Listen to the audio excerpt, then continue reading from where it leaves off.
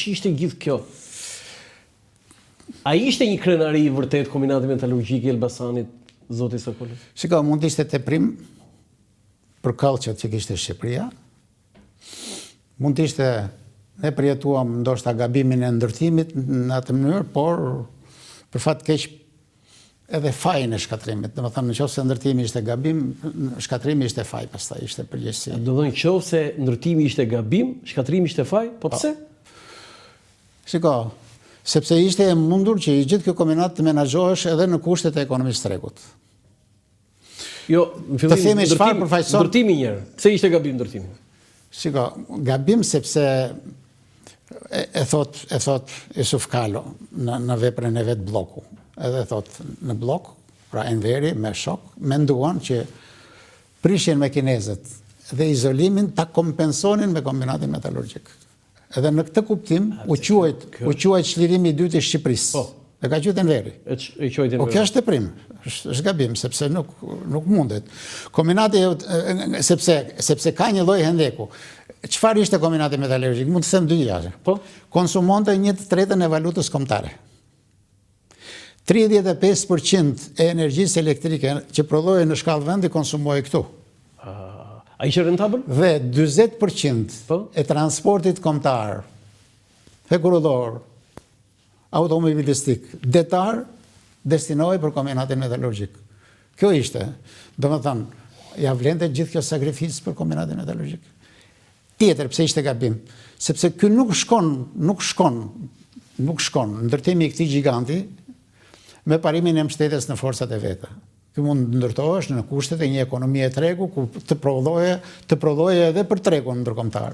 Siç tentuam ta bëm pas vitit 1991, po s'ja dolëm dot. Jo, do të pyes për atë, po. Do të thonë, a ishte rentabël? Filloi të bëhesh rentabël. Këtu imagjino, kanë qenë 22 ndërmarrje, prodhohesh 22 ndërmarrje. Prodhohesh jo vetëm të gjitha markat e qelikut, prodhoheshin kripa kobalti që shiteshin, dhe pastaj u ndërtua edhe pjesa e ferrokromit. Uzina të dy të fundit kanë qenë uzina e nikel kobaltit, uzina e nikelit më sa për të prodhuar nikel të pastër dhe uzina e ferrokromit. Domethënë gjithë kombinati sa uzina kishte? 22. 22 uzina. 22 ndërmarrje brenda jurisdiksionit të vet. Dhe sa punëtorë të gjitha? Unë kam lënë 14.000 punëtorë kur kam ikur. 14.000 punëtorë, një qytet i tërë. Po për Shqipëri, po ama 14.000 familjar, kryefamiljar, mbajshin gjithë ato familje dhe sigurisht kishte një peshë shumë të madhe në ekonomi. Po ndotja që i shkaktoi Elbasanit? Shiko, ajo ishte teknologjia e viteve asko. Imagjinoni. E cilat viteve ishte? Shiko, unë po të them. Asaj kohe? Tash i dalim edhe tek. Kombinati është ndërtuar në 5 vjet. Për 5 vjet. A mund të imagjinosh gjithë ky kompleks? 5 vjet, Sa që është sipër është edhe poshtë në tokë. A pse ka dhe nën tokë, Po, patjetër. Gjithë stacionet e pompave, ku diun se çfarë kanë qenë poshtë. Furnartat kanë qenë sa lart sa poshtë, me radhë, është ndërtuar vetëm në 5 vjet. 5 vjet, Vetëm në 5 vjet. Wow. Në 5 vjet. Dhe ka 42, ka pas 42 kilometër hekurull brenda për brenda. 42 për ku? Si hekurull? Brenda për brenda, ja. Është 400 hektar. 42 kilometra hekurull brenda për brenda. Dhe është ndërtuar shpejt, por ama është ndërtuar deri në vitin 1976, 75-76. Do të thotë që ka pas një teknologji të viteve 60, 50, 60, fillimi 70. Atë këtë teknologji kishte edhe Kina vetë. Nuk është se na e bën me hilen e. Po, Evropa si kishte? Evropa është tjetër që nuk ka pas komplekse kaq të mëdha, ka qenë më racionale dhe sigurisht ka pas standarde të tjera, por ndotjet eliminoheshin siç u eliminuan atje ku rinovuan. Ndotje kishte në atë kohë? Patjetër. Çfarë dëmi solli Elbasanit kjo ndotje? Po sigurisht i ka sjellë një dëm ekologjik dhe kjo lidhet. Pse është bërë në Elbasan? Është bërë në Elbasan se kishte shumë erë dhe ti merrte. Shumë vetëm për këtë, rrymat ajrore. Rrymat ajrore ishin parashikuar edhe ndotjet. Por në këtë kuptim them, domethënë ishte gabim, sepse ne nuk ishim kallçe për të përballuar edhe pasojat dytësore, pra ato efektet tensore të një kombinati metalurgjik. Kush e ndërtoi kombinatin metalurgjik? Kinezët. Ne ndërtuam gjë? Urdhëro? Ne nuk e ndërtuam ne?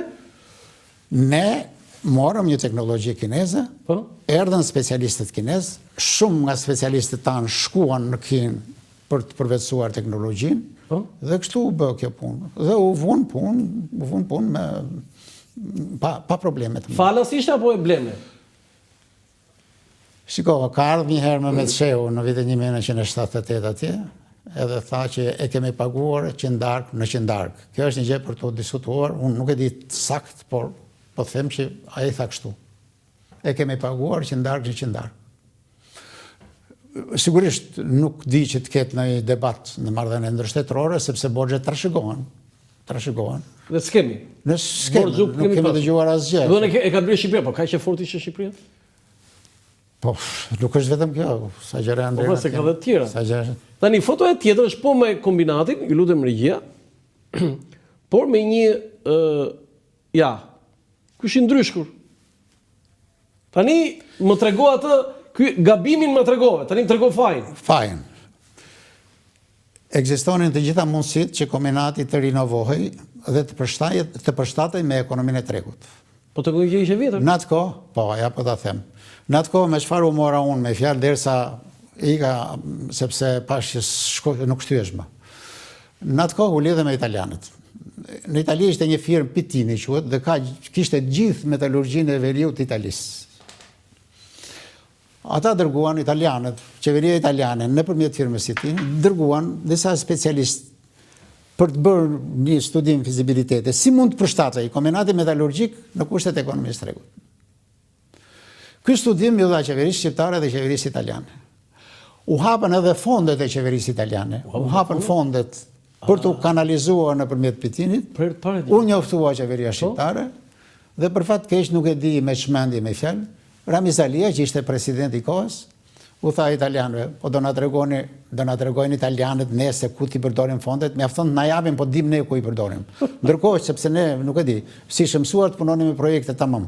Ata jepnin para për këtë projekt, sigurisht do kishte ndryshime, pjesa hidrometallurgjisë, ashtu do merreshin lëndë të parë me fjalë edhe nga Brazili, edhe nga vendet tjera, dhe nuk do prodhonim 550 marka çeliqesh, sepse për të kaluar nga një markë në tjetër... 50 marka çeliqesh? 50 marka. Çfarë thua? 50 marka çeliqesh prodhonim në atë kohë, por kalimi nga një markë në tjetër kishte një kosto të jashtëzakonshme. Duhet ndroheshin gjithë cilindrat e pezimit e tjerë çështje teknike me fjalë që nuk ja vlen, po kishte një kosto të jashtëzakonshme. Do të prodhonim çeliqe për ndërtim. Dhe këtë e ndërprerë Ramizalia, e shkatroi Ramizalia. Unë kam një letër. Po. Mund ta kisha sjellë edhe këtë për skaranci, po e them. Është një Fausto Galaci. Po.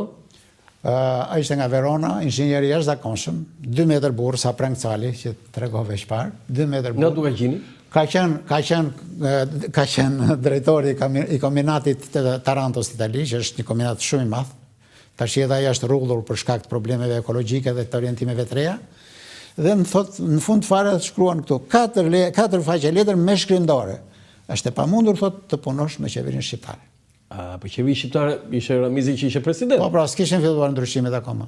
Po kryeministri kush ishte? Po, Adil Çashani ka qenë. Po në 90 apo në 91? Po 90, po ata kanë ardhur në 90-ën.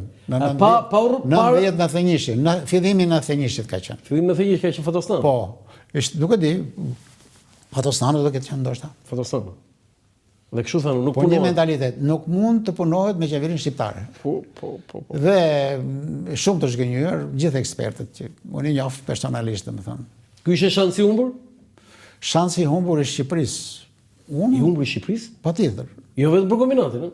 Po jo vetëm për kombinatin, po për mënyrën se si menaxhuam 500 fabrika e gjithë industrinë që tani u shkatërruan 500 fabrika dhe uzina. Tani do duam mendimin tënd sepse jo thjesht teori, ajo është edhe e konfirmuar që Serbia e ka deklaruar dhe në parlament, Shesheli, Slobodan Miloševići, Sali Berisha e ka pranuar, Spartak Ngjela si avokat dhe si një republik e ka thënë disa herë.